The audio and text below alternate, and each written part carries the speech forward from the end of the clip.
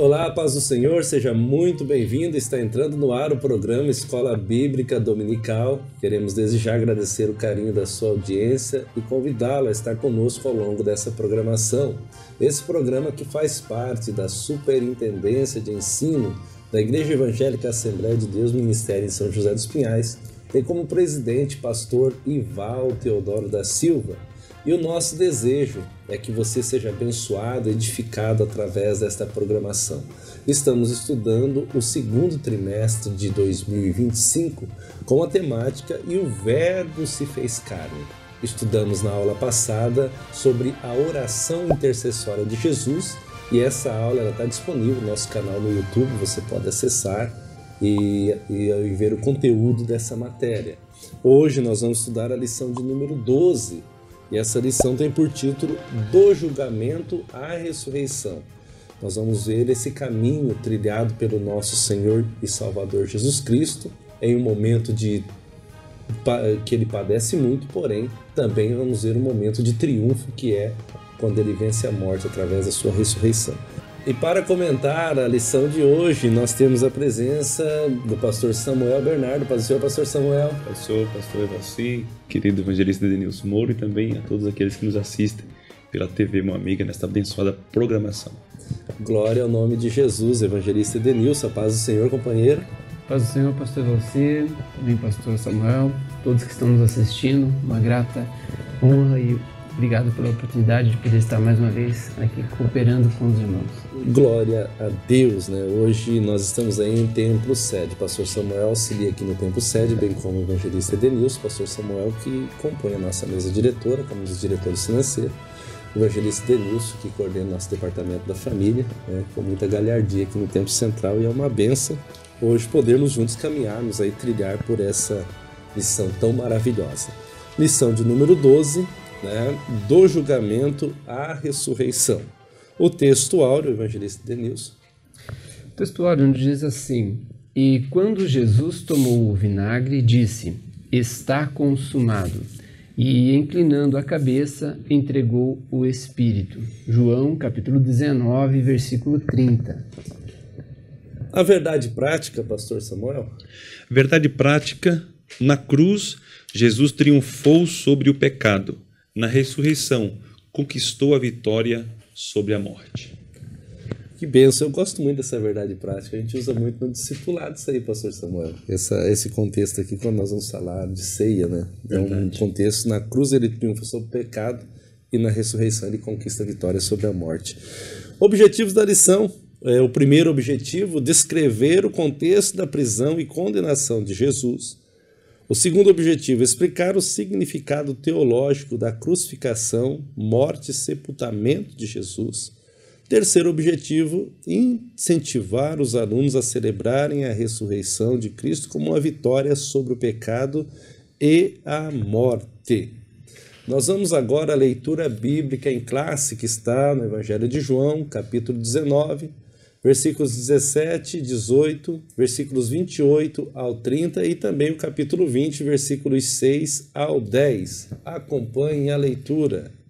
E levantando ele as costas à sua cruz, saiu para o lugar chamado Calvário, que em hebraico se chama Gólgota, onde o crucificaram e com ele outros dois, um de cada lado e Jesus no meio. Depois, sabendo Jesus que já todas as coisas estavam terminadas, para que a Escritura se cumprisse, disse: Tenho sede.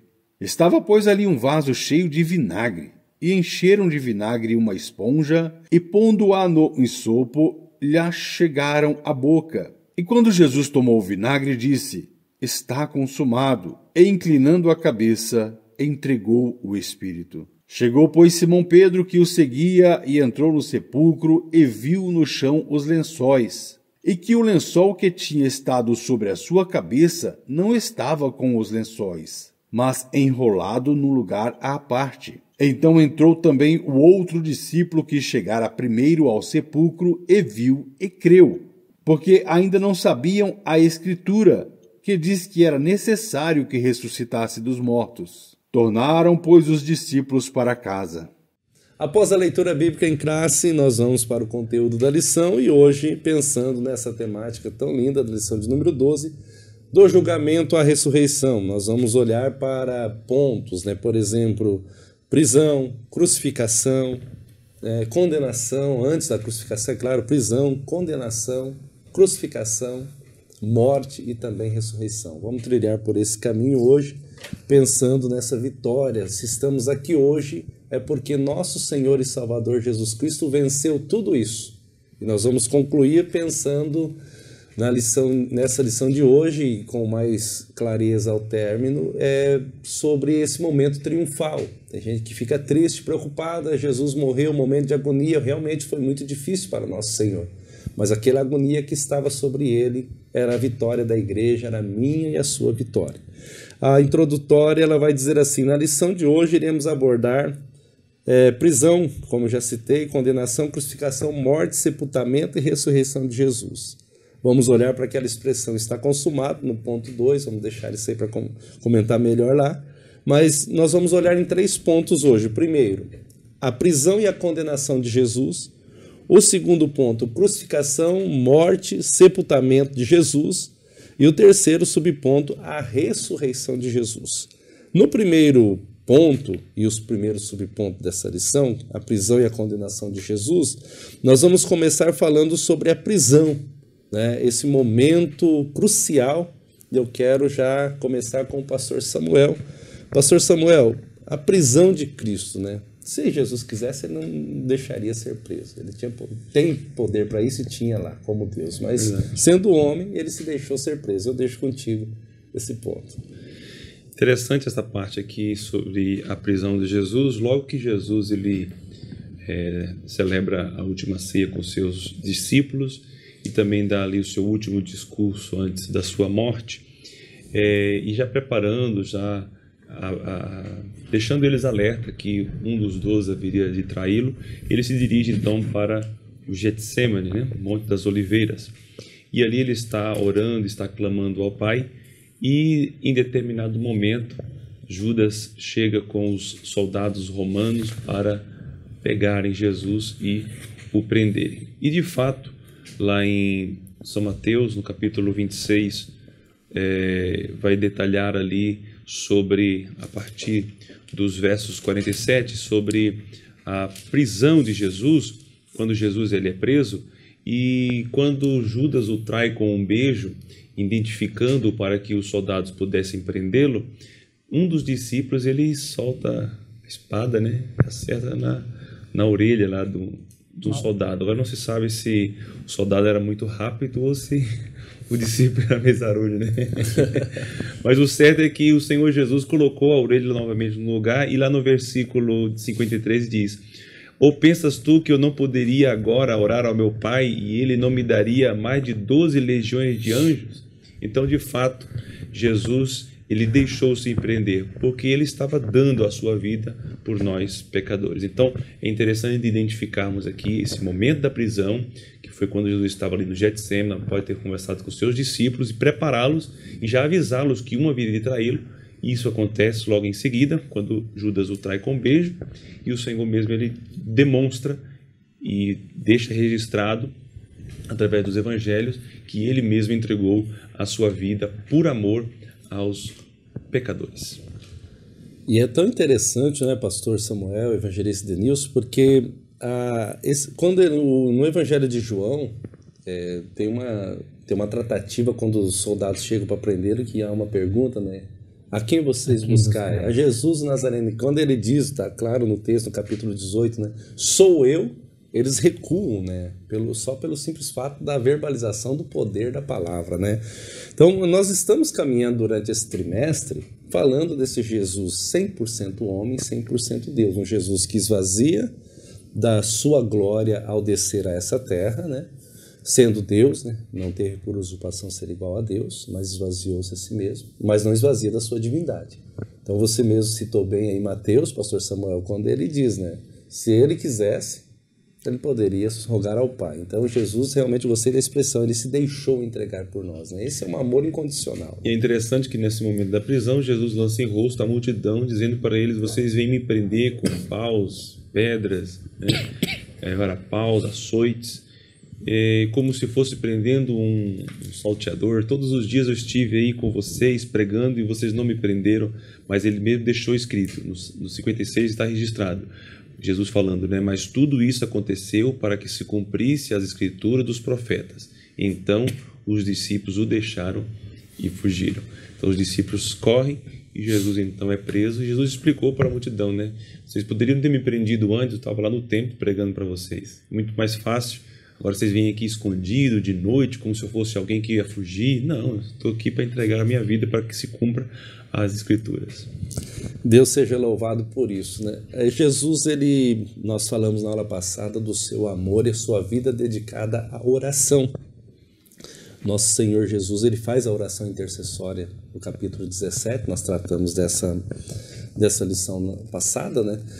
E aqui ele vai para um momento, né, na prisão, e eu já vou contigo, evangelista Denilson, porém, pensar antes que Jesus, ele vai ao Getsemane, e antes de ser preso, ele vai para a oração de novo, né? E a oração dele ali é claro, e os evangelhos registram que ele sua ao ponto de chegar a suar gotas de sangue, né? Que é o fenômeno, é claro, é conhecido hoje, um Google aí te resolve, né? Mas bons livros de pesquisa vão te dar orientação sobre isso, sobre aquela questão da hematidose, né? Que é aquele fenômeno de que as veias sudoríparas, que são finíssimas, com os vasos capilares, dilatam e o sangue se mistura com o suor. É possível isso a um homem? É a pergunta. É. Mas eu não gostaria de ser um homem que suasse gotas de sangue. Mas é possível que um homem comum como nós possa suar. Só que o momento desse suor, dessa mistura, ele tem que ser tão intenso, tão agravante. A carga tem que ser tão pesada que parece que a carne vai dilacerar. Então, por isso que eu disse, eu não quero ser um homem que soe isso aí, porque Jesus estava num momento muito forte, pastor. Sim, e ali também apresenta o texto não a questão de um milagre suar gota de sangue, mas demonstrando a agonia que Jesus estava sofrendo. Perfeita palavra, agonia, era o momento dele. Edenilson, passado a prisão, agora ele está de frente dos seus algozes, né, e está no interrogatório, né? E o interrogatório, Pilatos vai fazer questionamentos, melhor dizendo, e eu deixo contigo aí o interrogatório de Jesus.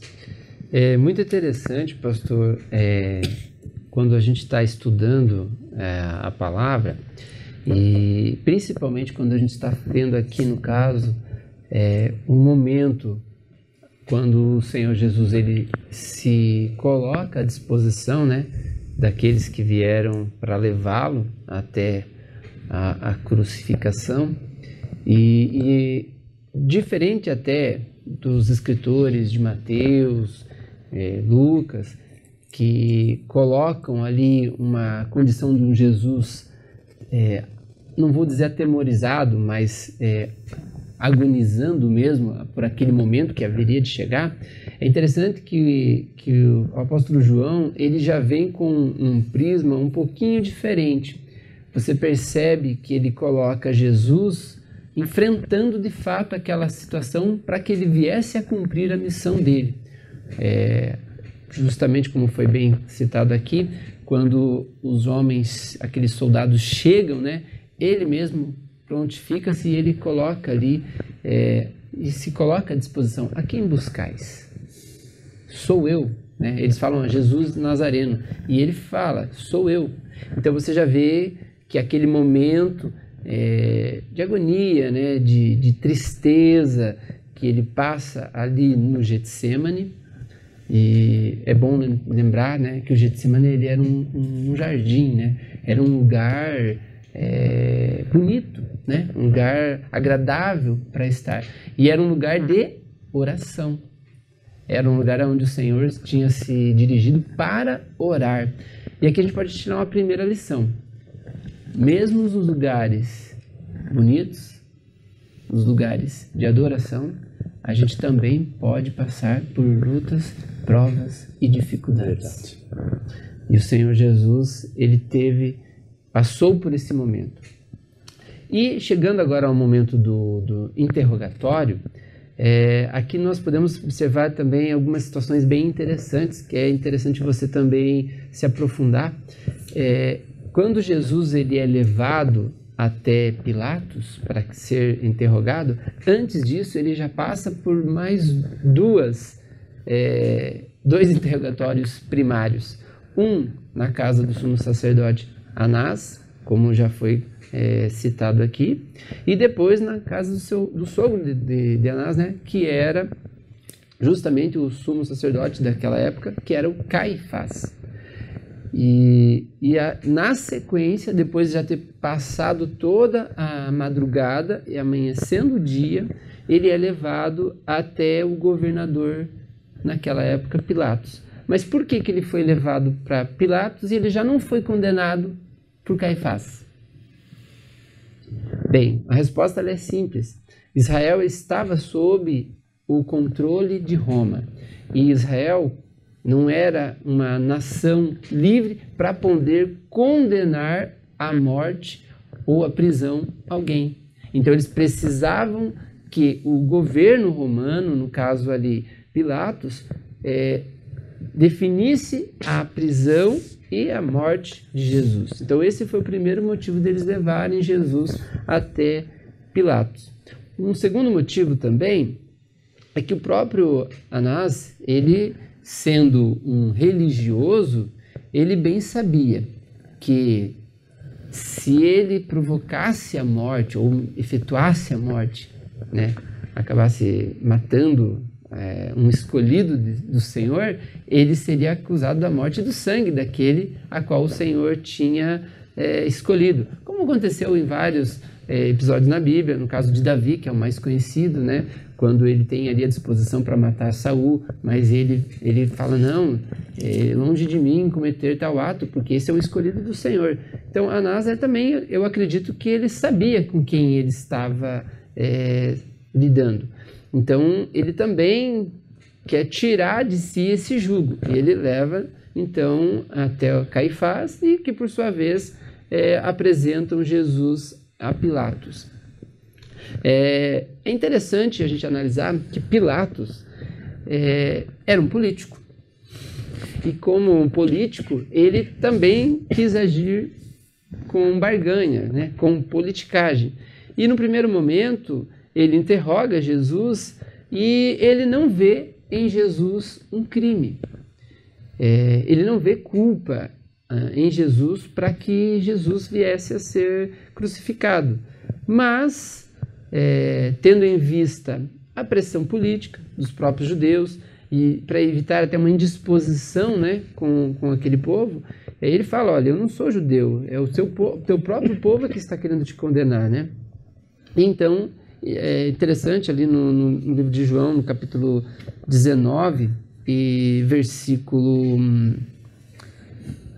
12, isso, capítulo 19, versículo 12, ele fala, olhe, a partir desse momento Pilatos queria soltá-lo, mas os judeus gritavam, se você soltar este homem, não é amigo de César. Todo aquilo que se faz rei é contra César. Ou seja, houve ali uma pressão política para que Pilatos, que tinha o poder de crucificar ou não, não cedesse a sua própria vontade ou não, né, de acabar por desistindo de crucificar Jesus. E aqui a gente vê, até o comentarista usa, o ódio religioso do povo era tão intenso que eles não conseguiam ver nada que pudesse impedir a condenação de Jesus.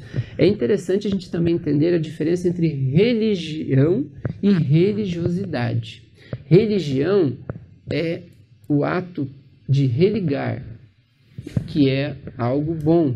A religiosidade, ela já é algo diferente, algo relacionado à tradição, ao ritual. Então, aqui você vê que eles usavam o ódio religioso, ou seja, ali era a casta de religiosos mesmo que estavam promovendo essa condição de levar Jesus para ser interrogado e posteriormente condenado, que é o próximo tópico da lição. E prisão, interrogatório e condenação de um justo, né? Não tinha crime algum. O próprio Pilatos vai citar no 19:6, a segunda parte lá, e vai dizer: eu não vejo nele crime algum. Você bem citou que a questão ali, depois ele é pressionado politicamente. Mas Pilatos não viu nele crime algum, né? Então chega para a condenação agora, e Pilatos ele se obriga, tanto que ele vai, no capítulo 19 do Evangelho de João, ele vai ter no início ali aquela: ao rei de vocês, né? Ele, não, nós não temos rei a não ser César, né? Crucificam. Então, eu lavo minhas mãos, então que caia sobre nós o seu sangue, né? Quer dizer, achei interessante quando você traz a ideia que Caifás, ele acaba não colocando a mão ali, mas o povo, ele induz o povo a fazer isso, e é característico de alguns também, né? É bom lembrar isso, e você professor, você superintendente, é bom lembrar os seus alunos que tem alguns que têm essas características, né? Ele faz a agitação, mas quando chega a hora da responsabilidade, ele tira o corpo fora e deixa alguém sofrer por ele. E aqui a nação foi induzida e conduzida a isso. Agora, ele está no momento de condenação de Jesus agora, neste momento, e eu estava olhando ali, primeiro coroa, que todo mundo sabe. Galho seco, eu até anotei o nome da planta, Ramos espina. Era o nome do tipo de árvore que se colhia o galho cheio de espinhos enormes, né? Não eram espinhos igual de roseira, né? Mas eram espinhos enormes para torturar mesmo o seu algoz, aquele que ia passar pela condenação. O azorrague, né, que era usado, que era o chicote que na sua ponta tinha fragmentos de ossos e pedra, pastor Samuel, tinha também isso, né? Sim. Que quando batia não só magoava ou marcava, mas ele tinha o poder de dilacerar, né? Penetrar e dilacerar. E eu estava olhando no livro de apoio, achei muito interessante o que traz ali o pastor Elianar Cabral, e na história você vai ler isso também, sobre esse modal romano de condenar. Primeiro, 3 modos. O primeiro tipo de modo distinto desse martírio. O primeiro era o chamado fustigatio. Fustigatio, até notei que era uma punição menos severa, né? Aquele crime menos hediondo, então ele sofreu uma punição menos severa. O segundo modelo de martírio que eles usavam era o flagelatio. No flagelatio, a punição era mais severa por crimes mais graves, mas ainda não chegava ao que Jesus passou, que é o terceiro modo de martírio, que é o modus verberatio, que é um castigo mais cruel. É um castigo onde ele é punido com socos, pontapés, que é o que fizeram aqui os soldados, aonde ele é açoitado, a coroa de espinho na sua cabeça, e sobretudo ele vai para a cruz, né? Que não era para ele. Ele vai para a cruz, que era feita por pior tipo de crime da época, né? Um crime mais hediondo era a pena de morte considerada justa para aquele crime, mas não para Jesus. É interessante que é citado aqui na lição que Isaías 53, 4 e 5, né? Que ele assumiu nossas enfermidades e dores, foi afligido e oprimido e castigado pelas nossas transgressões e iniquidades, cumprindo assim o que o profeta Isaías registra, pastor. Então, é muito amor e muita abnegação, se eu posso usar essa palavra, pastor, por nós, o que Jesus fez, né? Com certeza. E aí nesse ponto 3 que vai falar sobre a condenação, está exatamente demonstrando que Jesus, ele se fez pecador, se fez ímpio, levou a nossa culpa, né? Se fez todo o sofrimento caiu sobre ele, porque era a condenação que estava posta, né, para os seres humanos. E é interessante a gente perceber que quando Jesus ele se encontra com o Sinédrio, a primeira condenação que eles apresentam para Jesus, e acusação, porque até vai dizer aqui, o Mateus registra, que vieram várias testemunhas falsas, mas por fim acabou só chegando 2, e disseram que Jesus havia proferido as seguintes palavras: eu posso derrubar o templo e reerguê-lo em 3 dias. É fato que nós sabemos hoje que Jesus estava profetizando sobre o seu próprio corpo, né? Então o sumo sacerdote diz: olha, estão te acusando, você não vai dizer nada, te conjuro aí pelo Deus vivo que digas alguma coisa, você é o Filho de Deus? E Jesus responde: tu dissestes, porém logo em breve vereis o Filho do Homem assentado à direita do Todo-Poderoso e vindo sobre as nuvens dos céus. Então o sumo sacerdote declarou que Jesus havia dito blasfêmia e perguntou: o que vos parece? E todos responderam que ele é digno de morte. Então a primeira condenação foi a condenação de morte. E então é interessante uma observação no versículo 3 de Mateus 27, diz: então Judas, o que o traiu, vendo que Jesus fora condenado, trouxe arrependido as 30 moedas de prata aos príncipes dos sacerdotes e dos anciões, dizendo: pequei, traindo sangue inocente. E talvez ele achava que não ia dar nada, né? Ia só castigar alguns açoites e tal, e daqui a pouco já estava Jesus livre novamente, não sei, né? O que passou na mente dele. O certo é que a Bíblia diz que o diabo entrou no coração dele, e quando a pessoa deixa-se ser guiado pelo Satanás, é um abismo chamando outro abismo, e vai sempre de mal a pior. Então, chega perante Pilatos, e agora vem uma outra condenação. E Pilatos começa a perguntar para Jesus: és tu rei dos judeus? Porque agora a acusação já era política, né? Primeiro que ele se fazia Deus, e agora que ele estava querendo ser rei, né? Tomar o trono. E de fato Pilatos tentou de todas as formas evitar a condenação, inclusive a sua esposa tem um sonho acerca de Jesus, e ele tenta de todas as formas livrar, mas o povo queria de fato que Jesus fosse morto, que fosse condenado. Parece que nada fazia com que eles mudassem, então, de ideias. Então Jesus entrega para que Pilatos, entrega Jesus para que fosse apenas açoitados, pensando de repente trocar Jesus por Barrabás ou por um outro criminoso, e achando que talvez de alguma forma conseguiria livrar Jesus. Mas Jesus precisava cumprir o que havia sido dito, né? Então, depois disso, ele entrega para os romanos, e os romanos começam a escarnecer de Jesus, colocando, como já foi referido aqui, a coroa de espinho na sua cabeça, e lembrando que a coroa era para Barrabás, né? Então, era um tamanho um pouquinho maior, então porque era um grande lutador, né?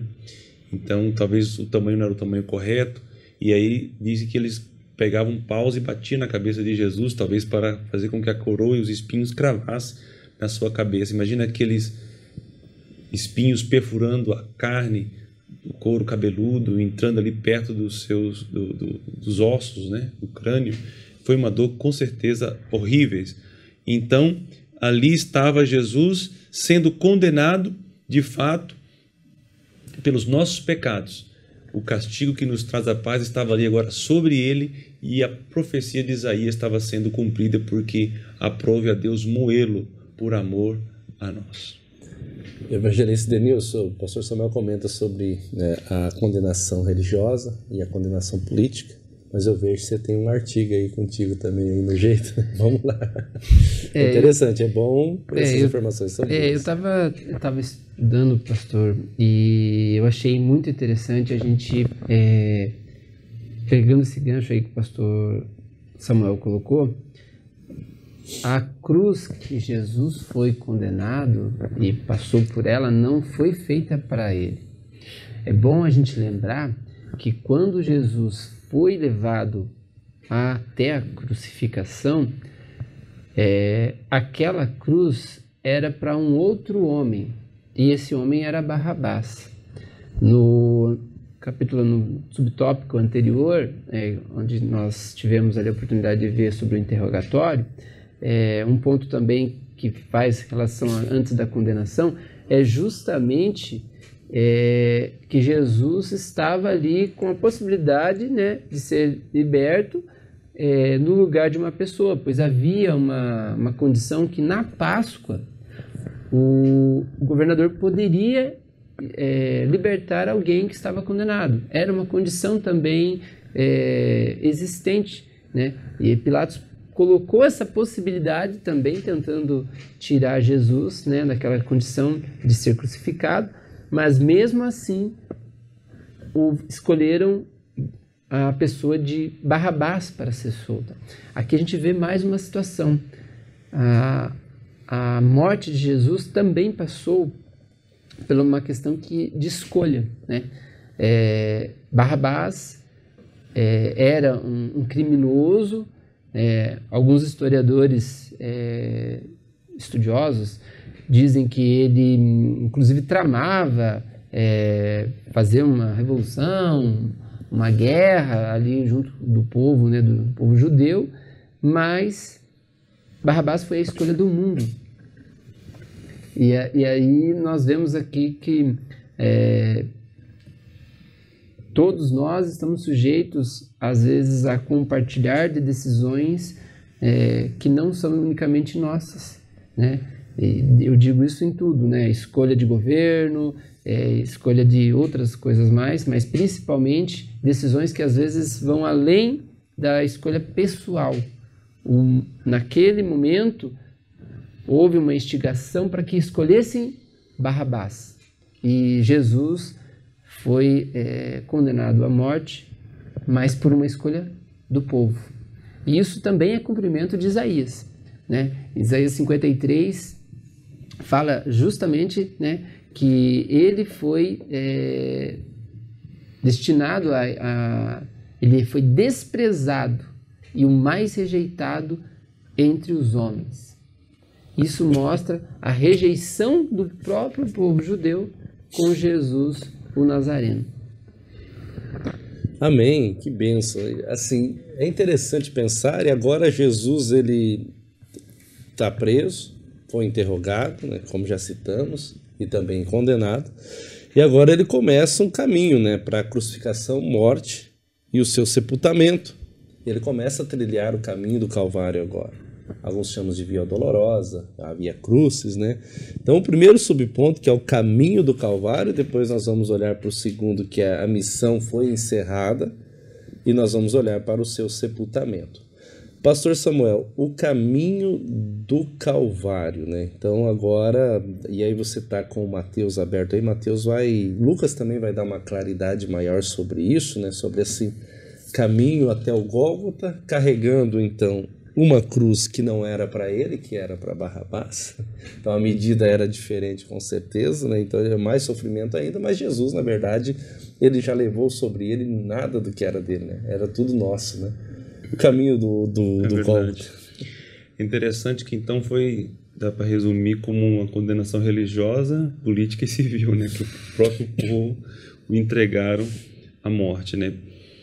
Pilatos, depois de ter mandado castigar Jesus, percebeu que não tinha outra escolha, então ele teve que, de fato, levá-lo ao pior de todos os julgamentos e castigos, que era a morte, e não uma morte comum, né? Como diz lá em Filipenses, Paulo, a morte e morte de cruz. E Jesus foi obediente, ele foi como uma ovelha muda elevada para o matadouro. E colocaram Jesus no Gólgota, né? Num lugar alto, um monte chamado Caveira, né? Para que as pessoas que passassem por ali pudessem presenciar aquele espetáculo de horror.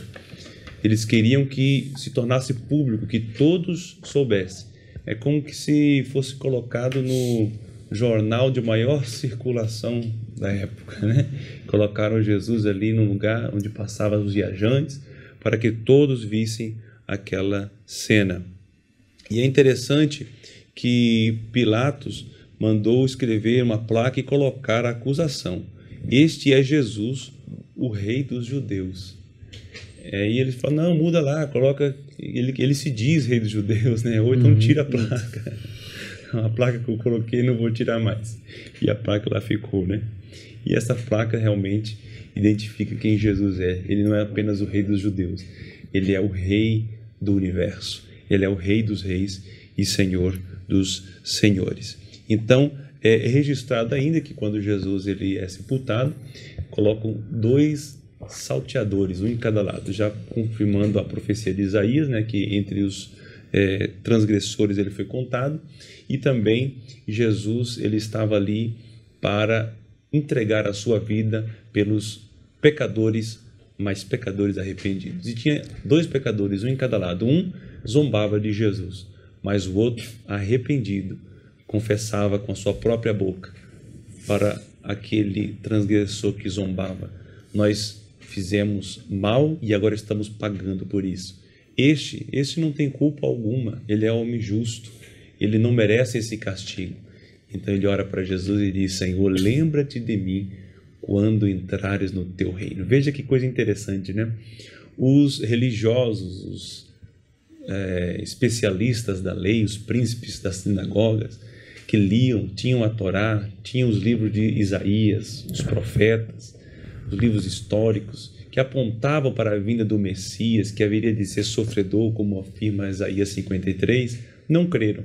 Mas este homem, um indigente, um pecador, olhou para Jesus e disse: eu creio, lembra-te de mim.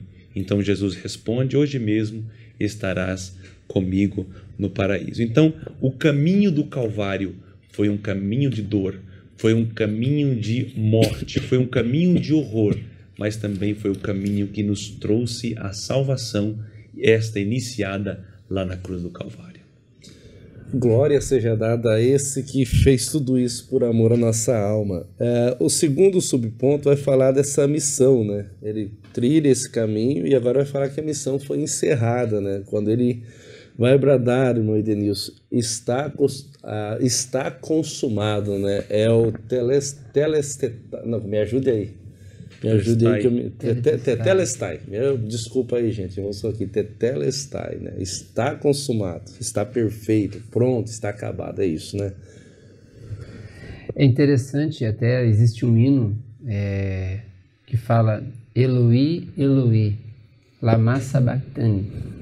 E é interessante que quando Jesus ele está ali na cruz, e antes dele concluir e dizer que está consumado, ele cita até um versículo de Salmos 22, que diz: Deus meu, por que me desamparaste?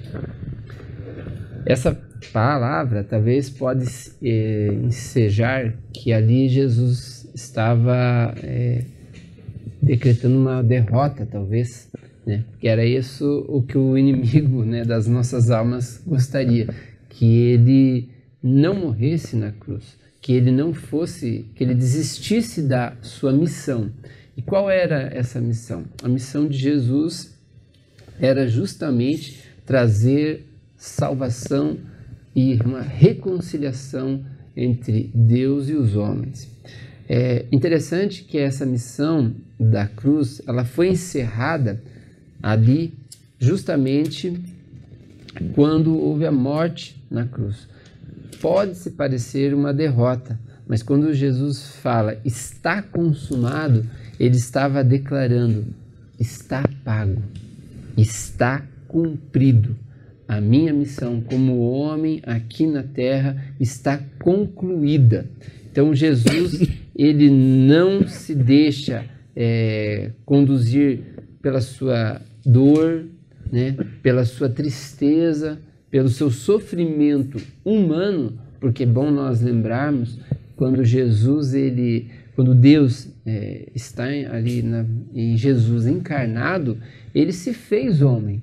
Então ele era 100% Deus, mas ele também era 100% homem. E como homem, como o pastor Samuel Sertão citou há pouco, aqueles cravos que foram pregados na sua fronte, eles doeram, eles trouxeram, né, muita dor ao nosso mestre, mas mesmo assim ele não titubeou, ele não voltou atrás, ele seguiu como ovelha muda e foi crucificado. Interessante que João ele fala no capítulo 1, versículo 29, exatamente se referindo a Jesus como o Cordeiro de Deus, aquele que tira o pecado do mundo. E esse foi o papel que foi consumado ali na cruz. Importante também a gente se atentar, você, professor, lá em Hebreus capítulo 9 e versículo 12, onde nós vemos ali um texto que fala exatamente sobre esse sacrifício que nos trouxe a eterna redenção. Também é importante, você pode citar o apóstolo Paulo, né, escrito na carta aos Romanos, no capítulo 5, do versículo 8 até o 21, onde fala sobre a reconciliação trazida por Jesus ali na cruz. Então nós temos que entender que essa obra, quando Jesus exclama, está consumado, ele não está se referindo ao fim, a uma derrota, mas muito pelo contrário, é um grito de glória, de vitória, é um momento onde ele está finalizando a missão a qual ele foi designado, que era a reconciliação entre Deus e os homens. Esse cenário aqui, desses dois primeiros subpontos, e muito bem colocado por vocês dois, pastor Samuel e evangelista Denilson, quando ele traz, e é bom o professor levar o aluno a pensar, porque aqui está assim, um momento muito decisivo, né? Tanto é que a proposta, e Mateus vai registrar isso, é que passavam e chacoalhavam a cabeça e diziam, salvou aos outros, salva a ti mesmo, né? Desce da cruz para crermos em você, usando essa expressão, né? Então, a tentativa de Satanás era fazer com que Jesus não desse esse brado de estar consumado. Exato. Porque ele sabia, o inimigo sabia, que quando Jesus declarasse, desse o brado, a igreja estaria religada, ou seja, a igreja não, o povo estaria sendo religado, vamos ao termo correto aqui, o povo estaria sendo religado, aquela condição do paraíso, a condição do Éden, criada originalmente, estava sendo devolvida ao homem, agora não através de Adão, que é o primeiro Cristo, mas através de Cristo Jesus, na sua morte, o seu sacrifício, a história vai convergir, pastor Samuel, eu acho lindo isso, a Bíblia vai trazer desde Gênesis, essa alusão a esse momento. E o diabo sabia. Ele falou, eu vou tentar impedir de todos os jeitos. Mas não consegue. Então, a gente olha para um cenário horrendo, né? E filmes até são maravilhosos, né? Com interpretações lindas, né? E faz a gente até chorar, né? Mas olhar para esse cenário, imaginando-se lá, vendo o que Jesus estava passando, é só Jesus mesmo que teve a capacidade mesmo. Porque, como homem, né? Que ele passou como homem, né, pastor? Dá para dizer que seria um filme que ninguém ia descobrir qual seria o final, né? Porque você assistindo como Satanás estava ali de olho, né? Talvez até estava imaginando que Jesus talvez ia desistir, ou ia dizer não.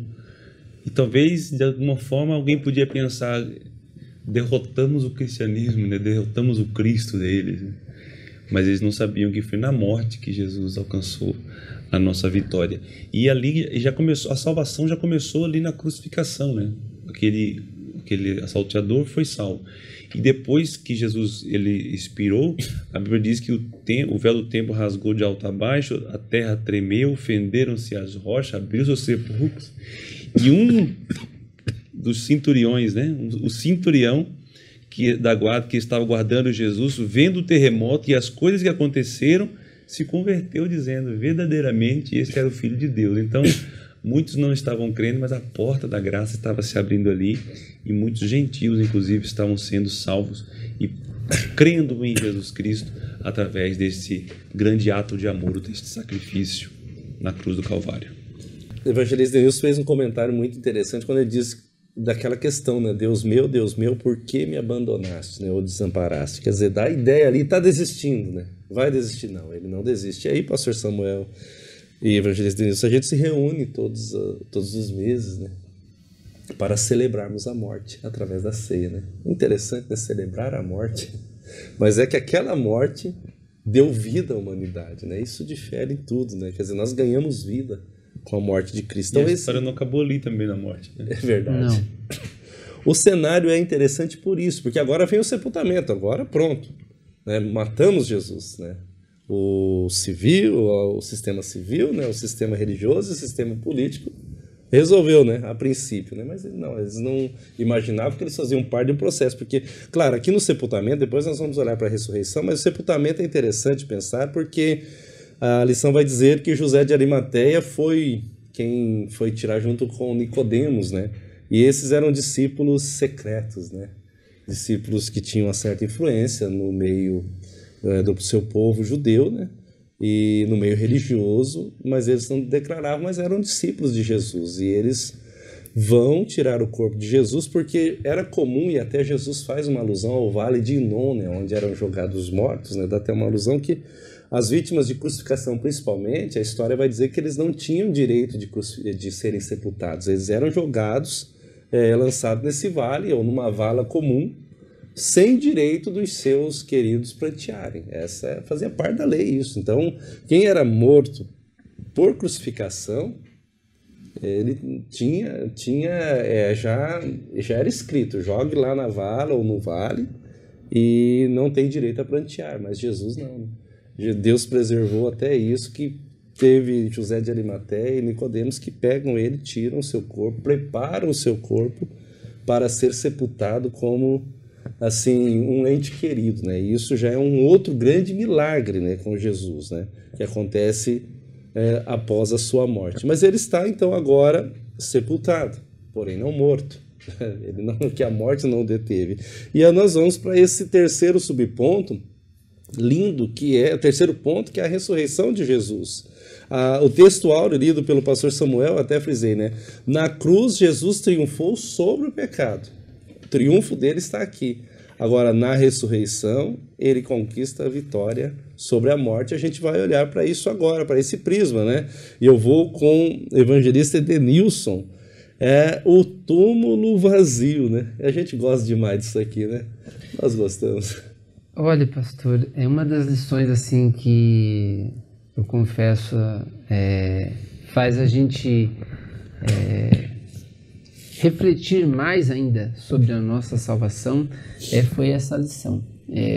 Quando eu estava lendo e estudando e relendo novamente, e eu aconselho também a você, aluno, você, professor que está assistindo, leia o capítulo 17, 18 e 19 de João, 1, 2, 3 vezes, se necessário, para que você consiga entender exatamente a trajetória, os momentos antes da crucificação, os momentos antes do próprio interrogatório, da condenação, até nós chegarmos nesse momento do túmulo vazio, da ressurreição de Cristo.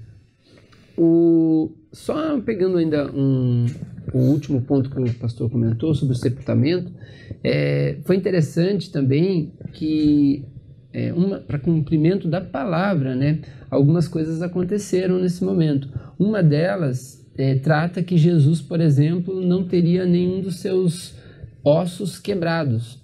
E quando o José de Arimateia e também Nicodemos vão lá pedir o corpo de Jesus, existia ali uma solicitação do próprio círculo ali de religiosos que fossem lá e retirassem os corpos da cruz. E para retirar o corpo da cruz, eles quebravam as pernas daqueles que estavam crucificados.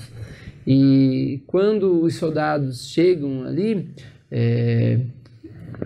vários estudiosos, teólogos dizem que quando eles chegaram a Jesus já havia expirado, já havia afirmado, dado seu último suspiro ali, dito está consumado. Então eles percebem que Jesus estava morto, então eles perfuram, com uma lança para baixo da costela de Jesus, e é onde saiu água e sangue. E ali eles não acabam não quebrando daí as pernas de Jesus, justamente para cumprir uma das coisas que estavam previstas, que não aconteceria, que era Jesus, nosso Deus, nosso Salvador, ter os seus ossos quebrados. Depois acontece, de fato, o sepultamento. E nesse túmulo, também não era um túmulo destinado para Jesus. Era um túmulo novo, pelo que conta a Bíblia, nos relata ali, que era um túmulo que já estava vazio, era um túmulo novo, e Jesus ele é conduzido para esse túmulo. Uma das coisas interessantes que a gente, mais gloriosas, que a gente pode ter nesse momento aqui, é que quando Jesus ele é colocado nesse túmulo, aparentemente dava a entender que tudo já havia terminado. Já não havia mais nenhuma esperança, porque aquele a qual veio ao mundo, que foi rejeitado pelo mundo, né, que os seus o rejeitaram, estava ali morto, né? Mas Jesus, no primeiro dia da semana, né, no domingo, quando Maria e também Maria Madalena vão até o sepulcro, e eles encontram ali, primeiro, a pedra já estava removida. E elas já tinham um pensamento: como nós vamos chegar lá para tirar a pedra? Porque a pedra era pesada, e para mulheres tirar aquilo ali já não era possível, né? Mas o anjo foi lá e deslocou a pedra. E aí a gente já vê o agir de Deus, né, realizando aquilo que estava previsto. Aqui nós conseguimos perceber várias lições. Uma delas, que é até interessante para você que está assistindo a gente, se você for fazer uma pesquisa, você vai poder perceber que a maioria, se não a totalidade, dos líderes religiosos, todos morreram, mas nenhum ressuscitou. É verdade. Maomé morreu, Buda morreu e todos os outros mais morreram. Mas o nosso Jesus, o túmulo está vazio, porque ele ressuscitou. Jesus, ele triunfou sobre o pecado, ele venceu a morte, e essa é a nossa esperança de salvação. Romanos 6:23 diz que o salário do pecado, né, o pagamento do pecado, é justamente a morte. Mas, graças a Deus por esse mas, o dom gratuito, né, de graça que Deus nos dá é a salvação e a vida eterna. E quando Jesus ressuscita, ele está ali demonstrando que a nossa fé não é vã. Como está escrito lá em 1 Coríntios, capítulo 15, versículo 14. Que a nossa fé não é vã, porque Cristo ressuscitou. Esse episódio de ressurreição é tão lindo, e eu quero trazer algo aqui respeitando, né, a tradição, mas também trazendo uma luz à reflexão, ao pensamento, né? Por muito tempo eu venerei um pano, né, um tecido chamado de sudário. E quando nós falamos de Jesus ressuscitou, por esse princípio, a gente já pode não considerar verdadeiro. Porque para dar a impressão daquele pano, Jesus teria que ter ficado morto lá muito mais de 3 dias, porque o estado de decomposição ele se para ele poder aderir ao pano, né?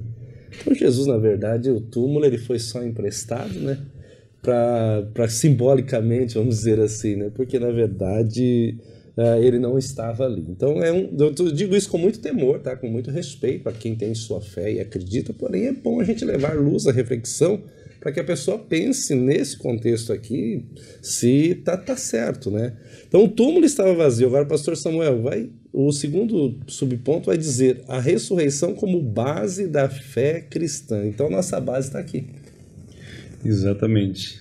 Porque ele vive, já diz um lindo hino que cantamos, podemos crer no amanhã. E de certa forma, essa foi uma das preocupações daqueles que entregaram Jesus para a crucificação, para morrer pelos nossos pecados. Eles foram até Pilatos e falou: olha, senhor Pilatos, o senhor lembra que quando Jesus ainda era vivo, chamando Jesus de enganador, ele falou que depois de 3 dias vai ressuscitar. Então, para que os discípulos não roubem o corpo e depois o segundo erro seja maior do que o primeiro, manda soldados lá para guardar, sela aquela pedra lá para que ninguém possa abrir a pedra. Então Pilatos falou: a guarda está aí, façam o que vocês quiserem. E de fato eles fizeram, né? Talvez, não sei se imaginando, se caso ele ressuscitar, a pedra vai estar lá, o soldado vai estar lá, vai morrer de novo, né?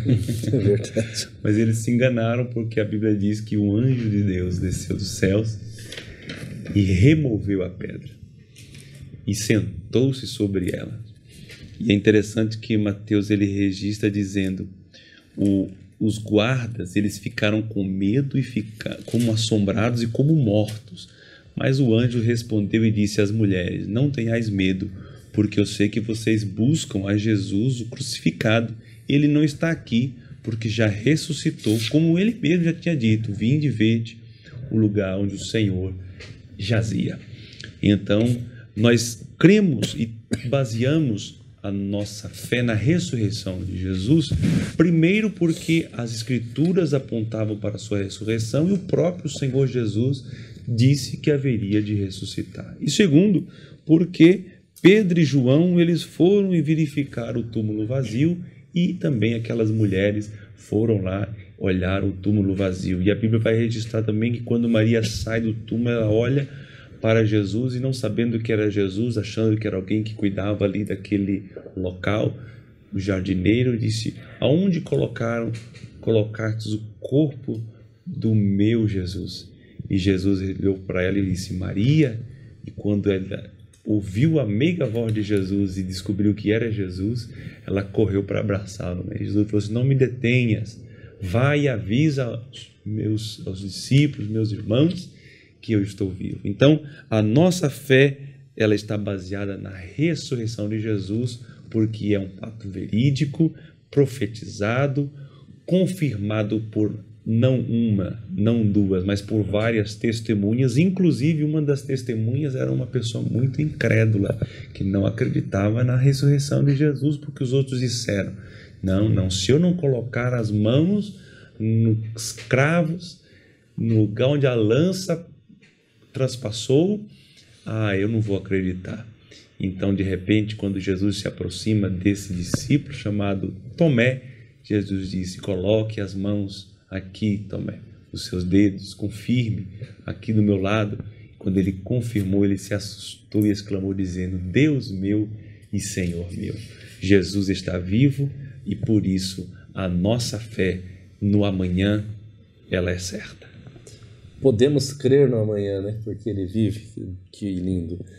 Paulo vai fazer essa tratativa na primeira carta aos Coríntios, capítulo 15, quando ele trata, né, da ressurreição de Jesus, da nossa ressurreição, da ressurreição do corpo, mas especificamente da ressurreição de Jesus. Ele vai dizer: irmãos, venho lembrar-lhes o evangelho que anunciei a vocês, o qual vocês receberam e qual continuam firmes. Por meio dele vocês também são salvos se retiverem a palavra, assim tal como preguei a vocês, a menos que tenham crido em vão. Antes de tudo, entreguei a vocês o que também recebi, que Cristo morreu pelos nossos pecados, segundo as Escrituras, e é o textual, ele morreu e venceu os pecados, e foi sepultado e ressuscitou ao terceiro dia, segundo as Escrituras. Paulo está dando ênfase a esse texto no capítulo 15 da primeira carta aos Coríntios, falando sobre a ressurreição de Cristo. E o terceiro subponto, ele vai trazer essa ideia de que o Cristo ressurreto quebra a incredulidade. Você já bem citou com muita propriedade a questão de Tomé, né? E Tomé foi um personagem muito citado nesse trimestre aqui, pela sua posição, e pastor Jefferson, né, carinhosamente, é um dos nossos diretores aqui do campo, né, da acompanha mesa diretora, ele citou, e ele é jornalista, e ele citou que se Tomé fosse hoje, vivesse nosso contexto, com o nosso contexto, Tomé seria um jornalista, né? Que ele se preocupava com os fatos, com os detalhes, né? Aí não fugiu da realidade, né?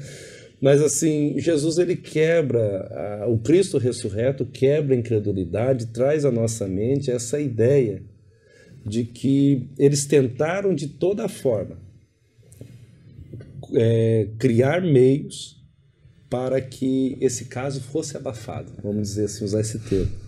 Situações, subterfúgios que se criaram para que não se levasse adiante. Mas o que eles não sabiam é que Gamaliel já tinha profetizado, ou melhor, Gamaliel vai falar lá em Atos, né? Deixa, não vamos mexer, porque se for um movimento comum, acaba. Mas se for de Deus e Deus tiver nesse negócio, quem somos nós, né? Para tentar intervir, interagir contra e contender contra Deus, né? Então, o Cristo ressurreto, ele vai trazer muitas quebras de situações, né? E principalmente quando eles estão ali pescando aquela situação e Jesus está à beira da praia com peixe, pão, peixe quente, né, peixe na brasa, pão quentinho, e os discípulos sofrendo pescando, né? E ainda depois ele cita aos discípulos, vão lá e lancem a rede novamente. E Jesus e Pedro, Senhor, mas nós pescamos a noite toda e nada pegamos, mas segundo a sua palavra lançaremos as redes, né? Quem tem poder para fazer isso é Cristo, né? Evangelista Denilson, vi que você tem. Não, pastor, só para complementar o que o pastor citou, é muito interessante a gente observar que talvez nos dias, né, odiernos, as pessoas talvez continuassem incrédulas em saber que Jesus ressuscitou, né? E talvez hoje, se Jesus estivesse aqui conosco e fosse o momento dele ressuscitar, talvez a gente poderia tirar uma foto, mandar uma mensagem de WhatsApp, avisar os colegas, olha, ele já ressuscitou, não está aqui, e aquilo ali se divulgaria rapidamente, né? Então, o que houve lá, de fato, foi um grupo tentando abafar, como o senhor mesmo citou, né? Para que aquilo ali não chegasse, né, ao ouvido das pessoas, que Jesus, de fato, havia ressuscitado. Mas existem inúmeras evidências, né, quando Jesus se apresenta aos alguns dos seus discípulos, não todos, inclusive Tomé ele não se apresenta inicialmente, né, posteriormente depois ele vai e se apresenta e aí ele chama Tomé e fala, né, coloque o dedo aqui nas feridas. Então, quando ele se apresenta também a Maria Madalena, quando ele se apresenta aqueles dois que estavam no caminho de Emaús. Então, vários momentos ali a gente consegue perceber a manifestação que Jesus havia ressuscitado. E como a própria sinopse do tópico 3 fala, que eu achei muito interessante, a ressurreição de Jesus ela é evidenciada pelo túmulo vazio, é a base da fé cristã e transforma a incredulidade em convicção. Transforma a incredulidade em convicção. Essa é uma expressão muito forte, muito real, né? Nós estamos chegando à conclusão dessa lição, porém antes, Samuel, eu vejo que você está folheando a Bíblia aí e eu gosto disso, né? Barulho de folha de Bíblia é o som mais adorado pelos estudiosos e teólogos, né? Por favor. É interessante, você citou aqui sobre o milagre de Jesus, da pesca, né? Ele faz um milagre semelhante depois da ressurreição que ele tinha operado já antes da sua morte, demonstrando que é o mesmo Cristo, que ele tem o mesmo poder, né? 1 Coríntios 15:12, Paulo escreve, ora, se prega que Jesus ressuscitou dos mortos, como dizem, pois, dentre vós que não há ressurreição de mortos? E se não há ressurreição de mortos, também Cristo não ressuscitou. E se Cristo não ressuscitou, logo é vã nossa pregação e também é vã nossa fé. Ou seja, se Jesus não ressuscitou, então nós não podemos estar salvos, né? Porque a ressurreição de Jesus foi a vitória sobre a morte que ele conquistou para nós. Que bênção, graças a Deus. Então a prisão, crucificação, morte e sepultamento, embora Cristo inocente, como um cordeiro mudo, porém necessário para se cumprir a escritura que falavam disso, né? E o inimigo tentou até o último momento, caro professor, frise isso, até o último momento que Jesus não chegasse a esse momento da morte, né? De todas as formas. Mas ele morre, é sepultado, mas nós aqui citamos esse último ponto e glorificamos a Deus por isso. Ele ressuscita ao terceiro dia e como ressurreto ele está vivo em nosso meio hoje, nos garantindo vitória. Nós agradecemos a Deus e eu te agradeço, pastor Samuel, em nome eu acredito que o senhor vai comentar sobre na conclusão ainda, né? Pode ficar à vontade. Aquela questão ali. Então, na sua consideração aí, já comenta aí, tá? Pode ficar à vontade. É interessante nós lembrarmos que Jesus ele ressuscitou em carne, né? Não em espírito. Lembra que Tomé tocou em Jesus, então Jesus estava em carne. Ele comeu com os discípulos. Então, apesar dele estar já com o corpo glorificado, entrou onde eles estavam reunidos sem abrir a porta, etc. Subiu ao céu, ascendeu ao céu de maneira miraculosa. Claro que ninguém humano normal vai subir flutuando, né? A não ser Deus, né? Então, apesar do seu corpo revestido de poder e de glória, ele ressurgiu em carne, e só isso é possível comprovar, então, a morte, a vitória, melhor dizendo, sobre a morte. Obrigado, pastor Samuel, porque Cristo ele ressuscita e o seu corpo é transformado. É o mesmo corpo, porém agora um corpo glorioso. Edenilson, também te agradeço, e alguma consideração final também, fique à vontade. Pastor, também quero agradecer também pela oportunidade, né, que nós tivemos aí de poder estar comentando mais uma vez uma lição da nossa Escola Bíblica Dominical. Essa lição, né, como todos nós já estamos aí acompanhando, é uma lição maravilhosa, e essa conclusão, né, que diz que ela fala assim: a ressurreição do Senhor Jesus é o evento mais significativo. Esse acontecimento concretiza a nossa esperança na ressurreição. E nós, como cristãos, nós cremos sim num Cristo ressuscitado, que morreu, mas que ressuscitou, que está vivo e que reina para sempre em nossas vidas, na vida também de você que está nos assistindo aqui por esses canais da internet, pela TV, aonde quer que você esteja, que o Senhor possa também estar alcançando sobre a sua vida nesse momento. Obrigado. E pastor Samuel, ele puxou aqui, né, eu até destaquei esse texto, né, da ressurreição de Cristo, realmente, que ele veio em nós, no nosso credo, né, o credo apostólico, a nossa declaração de fé, nós declaramos isso, que ele veio, ressuscitou em carne, né, porque senão era um espectro, um fantasma, aí não teria sentido. E esse é um grande milagre que faz parte da nossa conclusão aqui. A ressurreição do nosso Senhor Jesus é o evento mais significativo do Novo Testamento. Esse acontecimento concretiza a nossa esperança da ressurreição do corpo, tal como está expresso no Credo Apostólico, um importante documento da tradição cristã. Creio na ressurreição da carne. Assim, à luz desse fato, somos encorajados a manter a nossa fé, pois depositamos a nossa esperança naquele que triunfou sobre a morte de forma definitiva. Tetelestai, completo, não tem mais nada a ser feito, né? Não precisa, está tudo no lugar conforme estava determinado na história, na Bíblia e determinado pelo Pai. Nós queremos agradecer a sua vida que nos acompanha sempre nessa programação. Louvamos a Deus, você que está inscrito no nosso canal. Você que ainda não é inscrito, acesse Escola Bíblica Dominical SJP no YouTube, se inscreva, ative o sininho, toda semana entra um vídeo novo, o vídeo da semana da lição no estudo, que será no domingo posterior. Também Facebook, Instagram, TV Mão Amiga, canal 524 da NET Claro, eu sempre cito.